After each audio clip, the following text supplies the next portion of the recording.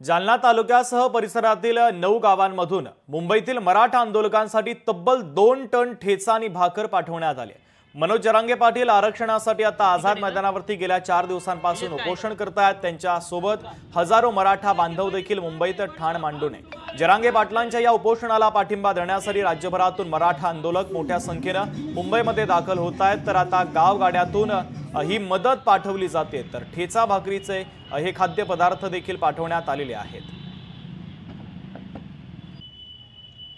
मुंबईला मराठा आंदोलक जे आंदोलन करत आहे त्यांची जी गैरसोय होते सरकारकडून, त्याची पूर्तता करण्यासाठी आम्ही सर्व मराठा बांधवांनी धारकल्याण, नावावरून कडवंची, वखारी, वडगाव, बीरकल्याण, पंचक्रोशीतील सर्व बांधवांनी जो 2 टनाचा चपाती ठेचा भाकरी प्रोग्राम केलेला आहे, हा प्रोग्राम घेऊन आम्ही मुंबईकडे जात आहे। आणि जी मराठ्यांची पहिली पानिपत झालं होतं, हे मुंबईची पानिपत होऊ नये म्हणून ही रसद कंटिन्यू चालू राहणार आहे।